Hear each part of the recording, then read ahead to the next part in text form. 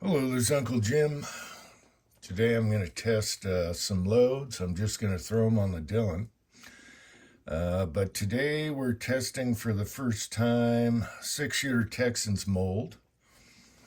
And that is the SST 147 that he made. It's a beautiful mold. It works awesome.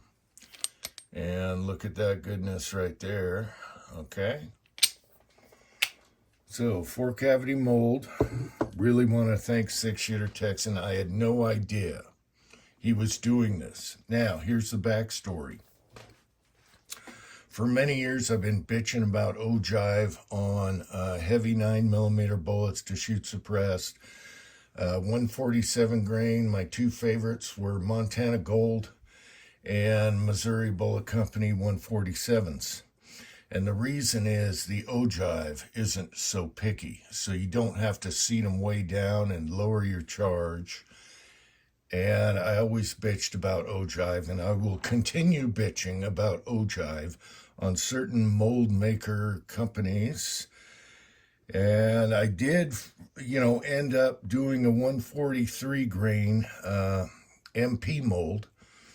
I bought an 8-cavity, and that worked out well. And then I got the heavier MP mold to work also, but I had to seat her down and back off the charge for volume.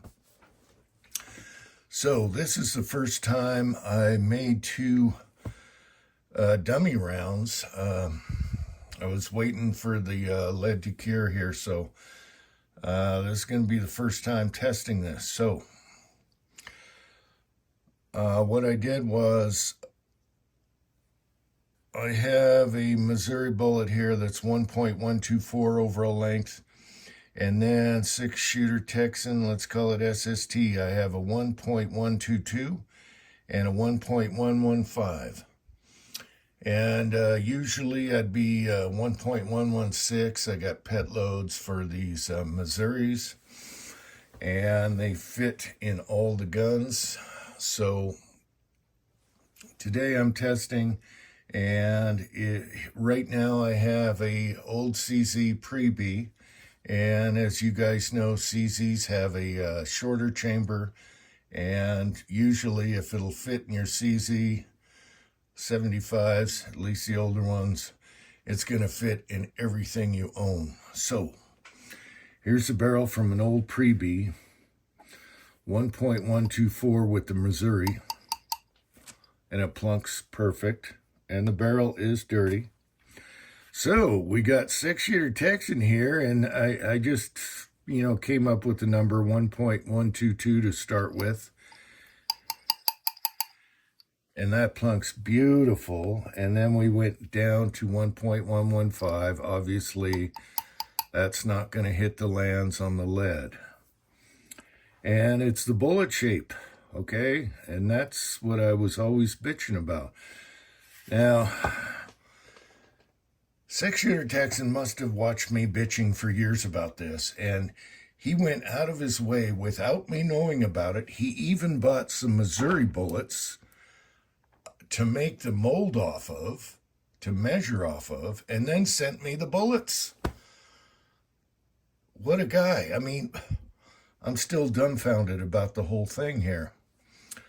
So this morning I come down and seed a few, and I am happy to report they're not ogive picky. So they're almost close. The only difference is the weight. These come out powder coated 153 to 154 grain instead of 147 grain, but that's good. It just makes it quieter. And I'll whip up a charge here. I'm pretty sure what I'm going to use because I have a similar heavy bullet that I figured out. Winchester 231 powder, S&B primers. We're going to let it eat on the Dillon with mixed brass, nothing fancy. And if I can get nice clusters at close range, I know we're good. And then maybe we go out to the swinger.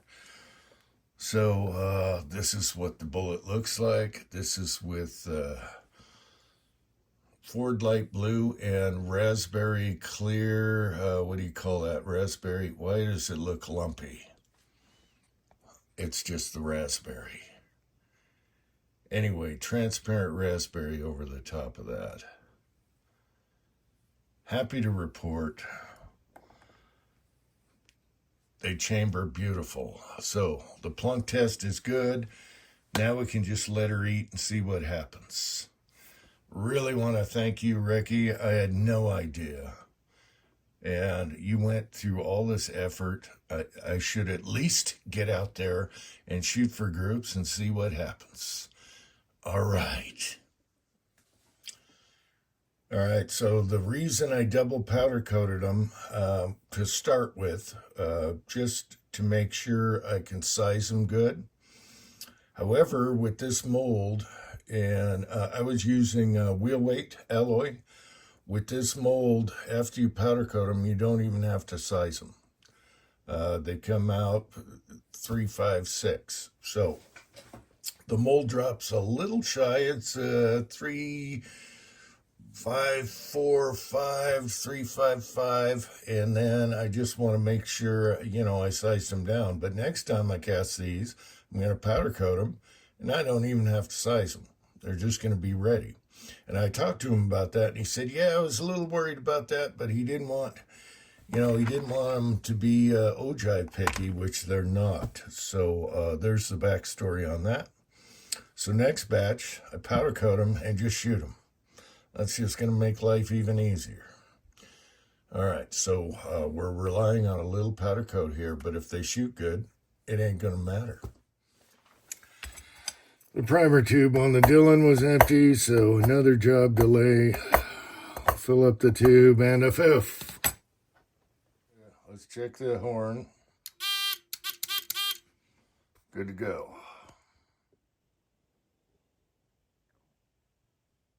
All right, I started off with the longer length and then just seated her down as I go. Now that we got all 4 on the station, these things run beautiful on the Dillon. So no issues at all. Super smooth. All right.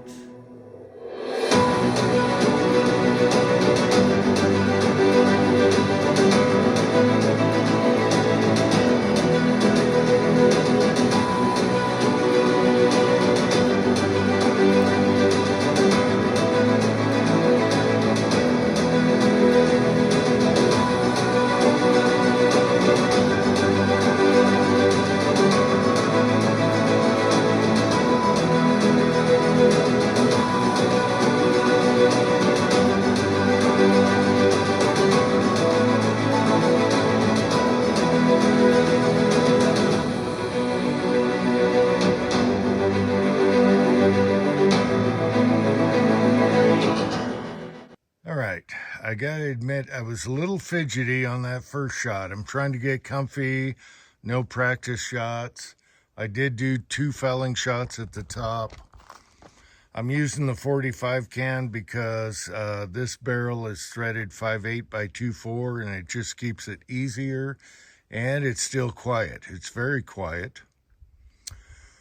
So the first group, a little fidgety. Second group, nice. I'll take that. And now we're going to take her out 70 yards at a 4-inch swinger. Hopefully we got the elevation right. I don't know. I haven't adjusted anything. I had it on 4 power for the close range groups. And the second group, the shorter the overall length is, I think it's better with that powder charge. And the longer ones, I can add a couple tenths of a grain. So there's my findings for now. I'm using a 17 round and a 5 round magazine in this. So we use 4 power at close range. Now we're gonna crank her up to 8 power and see if we can hit at 70 on a swinger out there. Okay, I got you zoomed into 15 power. We're gonna try 70 yards on a 4-inch swinger out there, which is painted white. So let's see how this does. I'm trying to get the dial on the phone and I can't do it Anyway, it's buried in the snow. I don't know where the point of impact is going to be. We'll do 5 shots with the overall length 1.118, which shot the best. And I turned it up to 8 power so I can see the damn thing in the snow. I'll go for the center and we'll see if it hits it or not. There could be a difference in impact here. Oh yeah. And we wrapped it up, so now it's wrapped.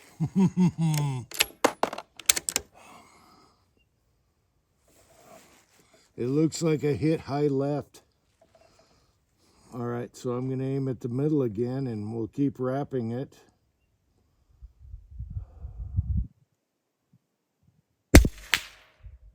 And now it's stuck at the top. I don't know if you can see that or not, but now the black is showing and it's stuck at the top. So let's bring it down to Chinatown. Let's hit it. Let's hit it down.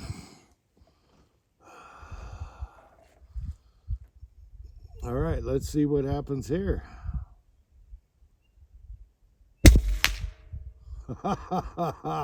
I hit it, except for now I can't shoot at it. It's sideways.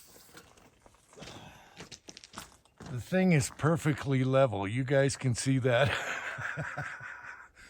Well, let's go at the closer swinger at 62 yards and see what happens. I got 2 rounds left. Oh my gosh, what a cluster. All right, I'll go for the center of the 62-yarder. And we'll see what happens. I know it's going to be a good bullet. I think I'm going to bump the charge just a hair and get the overall length around 1.118 or even closer, Clarice. That hit dead center. Let me check the camera. Oh, I didn't show that. Damn it. All right. If you see one in the center, that's where I hit. I got one more shot and I'm done with this. And I'm using, I'm using the magazines, hitting the feed ramp, all that stuff. I want to get the Foxtrot mic out here and do another video. That was dead center though, so everything is good. There we go. That was centered. All right, so I have just enough rounds to test the Foxtrot mic's 10-inch pistol here, and we'll see what happens. 2 MOA red dot, and we'll go from there. Huff. Okay, I'm gonna do 1 Fowler shot at the top and then a 5-shot group at the bottom. Both guns are filthy dirty. I don't clean them unless they start getting weird. So filthy dirty on both guns. All right. And the Foxtrot's really dirty. But it keeps on running. So, all right. Hollison 2 MOA red dot. I'm going to do a foul shot at the top and then 5 at the bottom. Let's get used to this trigger. Okay, don't know where that went. Now we're going for the bottom. I can't see from here. We shall see. All right, I gotta get adjusted for the bottom here.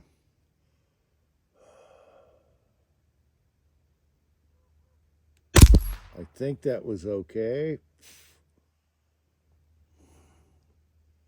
Using both eyes open on a red dot here.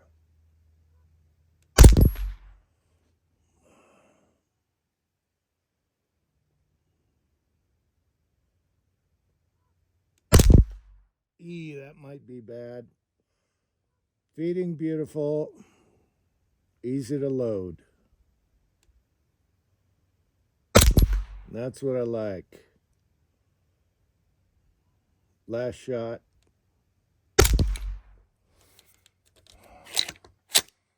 And we're out.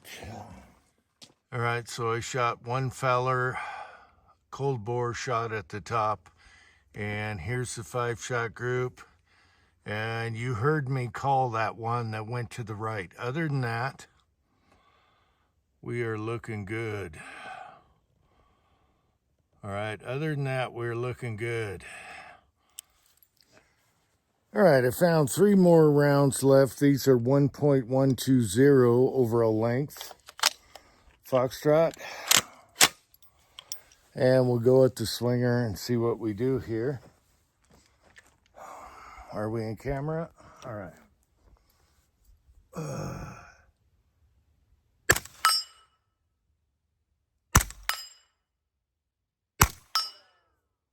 And there you go, we're out.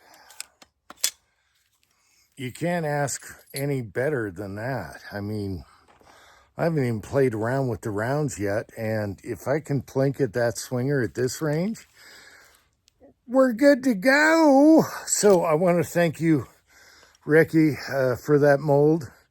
It's awesome. It's not picky, any length, any tattoo, any haircut. There you go. Poof. All right, might as well show the targets. Now, this is decapped brass with dirty primer pockets. Everything's down and dirty. Mixed brass. I didn't even weigh the bullets. So, this is just like as fast as you can, all right? So, first group was a little squiggy. Had to get comfy, a little squiggly. And then I shot this group, and this is what I'm looking for. They all got to be touching, and I prefer, you know, just one hole like that, which I can do. I was shooting relatively quickly. These are 1-inch squares. That's just under a 1/2 inch there. And then I had different overall lengths. Didn't really seem to matter. It seemed like it was an Uncle Jim problem versus a load problem, but we'll play with that more. Okay. And then we got the red dot out with the Foxtrot. And I threw one. I knew it when I did it. You can probably hear me in the video. If I can keep them right in there with the red dot, I'm good to go. There's my Fowler shot. And both guns are really dirty. So they don't need to be cleaned yet because they're still shooting. So anyway, I want to thank you, Ricky. This is a lot of fun. I even loaded some out to 1.130 in the chamber. So you did exactly what I was looking for. A bullet that's not ogive picky. It'll fit in the tight chamber CZs all the way to anything I want. I can play with lengths. This was one test with one powder. And I know where I'm at. I'll probably go 1.116 with this charge here, and then I can go longer, adding a few tenths of a grain and play with that. But for now, I'm super happy. So anyway, I hope you guys found this interesting. I know it was a cluster of a video, as usual. Thanks for watching. America.